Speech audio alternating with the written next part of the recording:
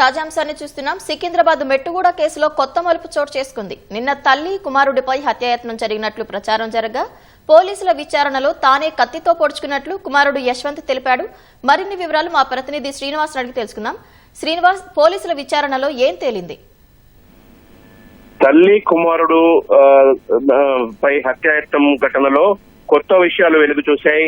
అయితే కుమారుడు జశ్వంత్ ఎవరైతే ఉన్నారో తల్లితో పాటు మెట్టుగూడ ప్రాంతంలో నివసిస్తున్నాడు. అయితే వీరిద్దరిపై కూడా నిన్న కత్తితో దుండగులు దాడి చేసినట్లు అందరూ భావించారు. స్థానికులు కూడా అదే ఆరోపించారు. అయితే తాజాగా మాత్రం కుమారుడే తల్లిని పొడిచి తాను కూడా పొడుచుకున్నట్టు పోలీసుల దర్యాప్తులో తేలింది.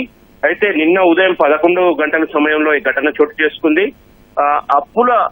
అప్పులు బాధే ఈ ఘటనకు ఇందుకు కారణమని పోలీసులు అయితే ప్రాథమికంగా నిర్ధారించారు. అప్పుల్లో కూరుకుపోయిన జశ్వంత్ మొదట ఆత్మహత్యకు యత్నించాడు. అయితే కత్తితో తనను తాను పొడుచుకోవడానికి ప్రయత్నించిన క్రమంలో తల్లి రేణుక అతన్ని అడ్డుకుంది. ఈ క్రమంలోనే జశ్వంత్ ముందుగా తల్లిని కత్తితో పొడిచి ఆ తర్వాత తాను కూడా కత్తితో పొడుచుకొని ఆత్మహత్య యత్నం చేసినట్లు కూడా పోలీసుల దర్యాప్తులో తేలింది. అయితే ఎందుకు ఈ విధంగా చేశాడు, ఎందుకు ఈ విధంగా దాడి చేశాడనే విషయాన్ని అయితే పోలీసులు లోతుగా ఆరా తీస్తున్నారు.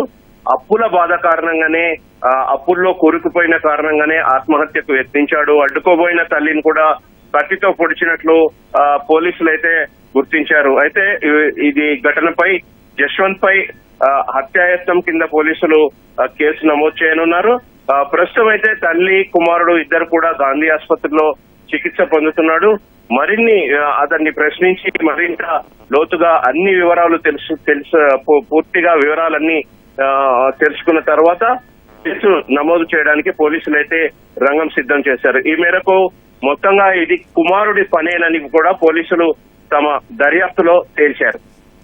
ధన్యవాదాలు శ్రీనివాస్.